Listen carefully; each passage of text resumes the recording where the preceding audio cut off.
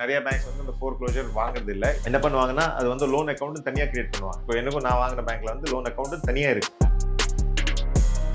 1 crore நீங்க வந்து loan வீடு வந்து 1 crore. பேங்க் வந்து ஒரு டவுன் பேமெண்ட் 20 lakhs கேட்பாங்க. ஸோ டவுன் பேமெண்ட் நீங்க 20 lakhs கொடுத்தாங்க. 80 lakhs கையில இருக்கு. நான் இருந்தாலும் நான் 80 lakhs பேங்க்ல லோன் எடுக்கிறேன், கடன் வாங்கல. ஆனா இந்த 80 lakhs நான் வந்து செலவு பண்ணலன்னா சேஃபா வச்சா. இப்போ அதே மாதிரி ப்ரீ பேமெண்ட்னு ஒரு மெத்தட் இருக்கு. நான் என்ன சொல்றேன்னா உங்க கேஷ் ஃப்ளோ, உங்க சேலரி, உங்க பிசினஸ் இன்கம் கரெக்டா இருந்தா நீங்க எதுக்கு ப்ரீ க்ளோஷர் பண்ணணும்? 30,000 லோன் கொடுத்துட்டு இருக்கீங்க, ஏதோ பல்கா ஒரு 50 lakhs வந்து நீங்க 50 lakhs கொண்டு போய் லோன் க்ளோஸ் பண்ணியாச்சு. இப்போ அது 30,000 எவ்ரி மந்த் போகாதுல்ல, விச் மீன்ஸ் 30,000 என்கிட்ட எக்ஸ்ட்ரா இருக்கும்ல எவ்ரி மந்த். அந்த 30,000 என்ன பண்ணுவேன்? அது வந்து திரும்பி போயிட்டு வேற எங்கேயோ செலவு பண்ணனா ப்ரீ க்ளோஷர் பண்ணதே வேஸ்ட். அடுத்த வருஷம் மேபி 79 lakhs இருக்கும் லோனு. இப்போ கொடுக்க போறது 79 lakhs மேல. அடுத்த வருஷம் 76 lakhs இருக்கும். ஸோ குறையிற லோன் அமௌண்ட்ல வந்து வட்டி கொடுக்க போறீங்க. ஸோ இங்க வந்து வட்டி அமௌண்ட் கம்மி ஆயிட்டு இருக்கும்.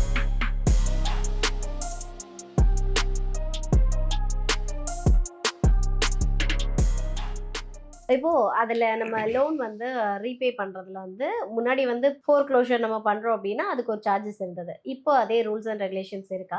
இப்போ ஃபோர் க்ளோஷர் அப்படின்றது வந்து கண்டிப்பா இருக்கு, கண்டிப்பா இருக்கு. நிறைய பேர் வந்து எதுக்கு நான் என் பணத்தை வந்து நான் அட்வான்ஸ்ல முதல்ல கொடுக்குறேன், எதுக்கு வந்து அதுக்கு சார்ஜஸ் போடணும்னு அது ஒரு கேள்வி கேட்பாங்க. அந்த மாதிரி இல்லை. ஆஸ் எ பேங்க் நான் வந்து அந்த லோனை வந்து ப்ராசஸ் பண்ணி எனக்கு ஒரு செலவு இருக்கு, ரைட்? டெஃபினெட்லி இன்னைக்கு வந்து பேங்க்ஸ்க்கும் செலவு இருக்கு.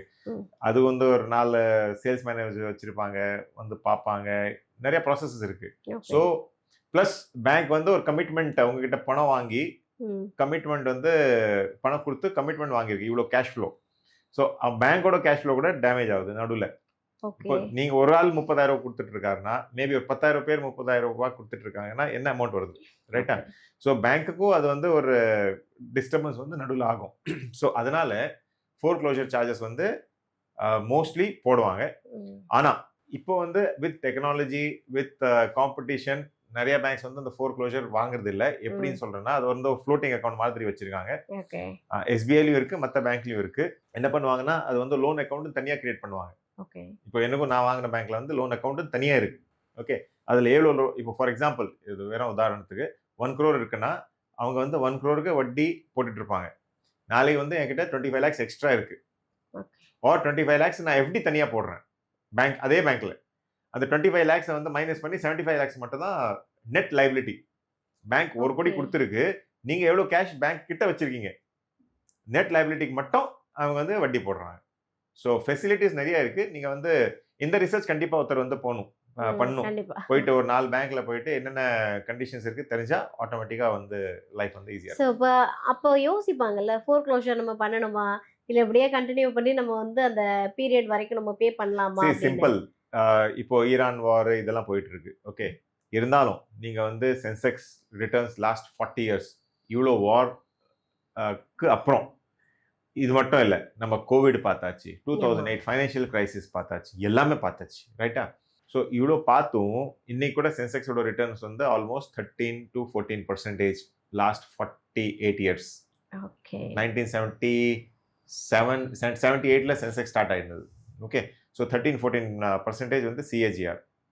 இப்போ உங்ககிட்ட வந்து ஃபோர் க்ளோஷர் பண்றதுக்கு பதிலாக பேங்கோட பணம், ஒரு கையில பணம் இருக்கு 80 lakhs, சே 1 crore எக்ஸாம்பிள் சொல்றேன். 1 crore நீங்க வந்து லோன், வீடு வந்து 1 crore, பேங்க் வந்து ஒரு டவுன் பேமெண்ட் 20 lakhs கேட்பாங்க, ரைட்? ஸோ டவுன் பேமெண்ட் நீங்க 20 lakhs கொடுத்தாங்க, நோ இஷ்யூஸ். 80 lakhs கையில இருக்கு, நான் இருந்தாலும் நான் 80 lakhs பேங்க்ல லோன் எடுக்கிறேன். 80 மேட்சிங் தானே? நான் ஆக்சுவலா நான் வந்து கடன் வாங்கல, மென்டலி டெக்னிக்கலி லோன் வாங்கியிருக்கேன். ஆனா இந்த 80 lakhs நான் வந்து செலவு பண்ணலன்னா சேஃபா வச்சா என்ன ஆகும்? Matching, right? சரி, இப்போ ஒன்று சொல்றேன். இந்த 80 lakhs வந்து கையில வச்சு நீங்க வந்து ஒரு எஃப்டி போடுறீங்க 6% மட்டும். இந்த 80 lakhsல நீங்க 8% வட்டி கொடுக்குறீங்க, சே ஒரு 20 yearsக்கு. எது ஜெயிக்கும்? இங்க 8% வட்டி கொடுக்குறீங்க, இங்க 6% வட்டி வாங்குறீங்க. யார் வந்து ஜெயிப்பா? பேசிக்கலி 6% வேல்யூ வந்து அதிகமா இருக்கும். எதுக்குன்னா 6% வந்து 80 lakhsக்கு மேல கொடுப்பாங்க. ஸோ எவ்ரி இயர் 80 lakhs மேல 6%. ஸோ 80ல வந்து 6% எவ்வளோ? அரௌண்ட் 4,80,000. நெக்ஸ்ட் இயர் என்ன ஆகும்? 84 lakhs 80,000ல 6% கொடுப்பான். Bank, right? ஸோ அமௌண்ட் ஏறிட்டே இருக்கும். கண்டிப்பா.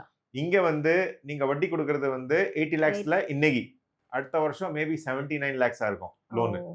இப்போ கொடுக்க போறது 79 lakhs மேல, அடுத்த வருஷம் 76 lakhs இருக்கும். So okay. குறையிற லோன் அமௌண்ட்ல வந்து வட்டி கொடுக்க போறீங்க. ஸோ இங்க ஓகே. வந்து வட்டி அமௌண்ட் கம்மியாயிட்டு இருக்கும். என்கிட்ட 80 வச்சுட்டும் பேங்க் பணத்தை வச்சு நான் வந்து ஆக்சுவலா பேங்க் கிட்ட அதிகமா ப்ராஃபிட் சம்பாதிக்கலாம். Okay, okay, okay. Okay. Super sir, super.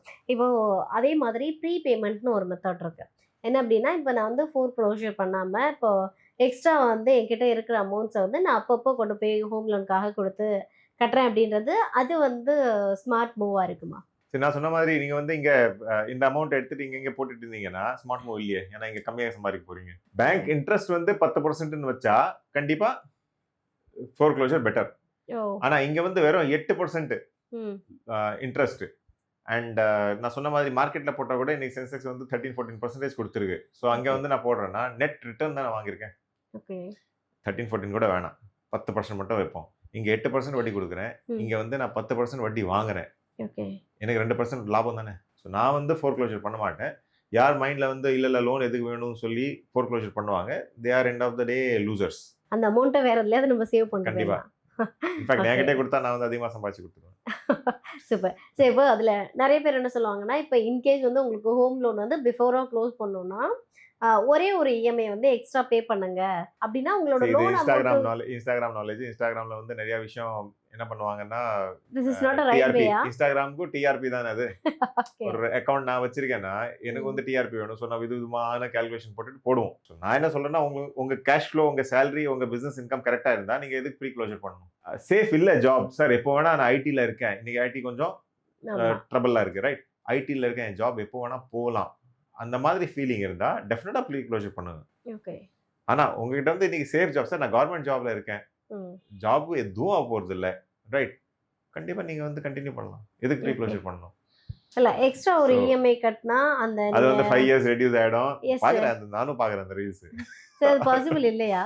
Possible இருக்கு டெஃபினட்டா. நீங்க வந்து ப்ரீ க்ளோஷர் பண்ணீங்கன்னா டெஃபினட்டா உங்க டேர்ம் வந்து ரெடியூஸ் ஆகும்ல. குடுக்க இப்போ 25 இயர்ஸ்க்கு நீங்க 12 மந்த்ஸ் குடுக்குறீங்க எவ்ரி ம். மந்த், 12 இஎம்ஐஸ் குடுக்குறீங்க எவ்ரி இயர். அதுவேளை நீங்க 13 14 கொடுத்தீங்கன்னா கண்டிப்பா டேர்ம் வந்து ரெடியூஸ் ஆகும், okay.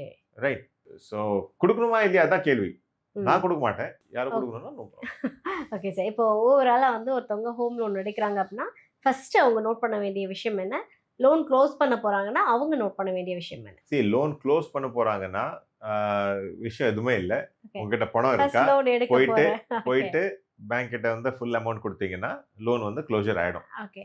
as simple as that. Okay. இப்போ நெக்ஸ்ட் விஷயம் என்னன்னா, இதுல டு பி ஓகே. கண்டினியூட்ல நெக்ஸ்ட் விஷயம் என்னன்னா, லோன் க்ளோஸ் பண்ணிட்டீங்க, என்ன ஆகும்? அடுத்த மாசத்துல இருந்து உங்க இஎம்ஐ வந்து போகாது, ஓ! பேங்க்குக்கு போகாது. கையில பணம் எக்ஸ்ட்ரா இருக்க போகுது.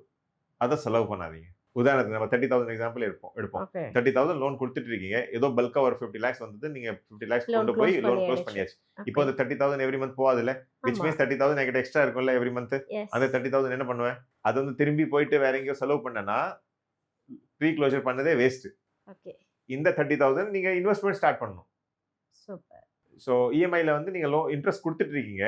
இப்போ இந்த இஎம்ஐ அமௌண்ட் சேம் அமௌண்ட்டை வந்து நீங்க இன்வெஸ்ட் பண்ணீங்கன்னா அட்லீஸ்ட் இன்ட்ரெஸ்ட் வாங்குவீங்கல்ல. கண்டிப்பா. அது போய் செலவு பண்ண ஸ்டார்ட் பண்ணீங்கன்னா நோ யூஸ். So okay. அந்த அந்த இன்வெஸ்ட்மெண்ட் பண்ண மாட்டேன்னு உங்க மைண்ட்ல இருந்தா கண்டிப்பா ப்ரீ க்ளோஷர் பண்ணாதீங்க. அதோட பெட்டர் நீங்க இஎம்ஐ கொடுத்துட்டு இருங்க.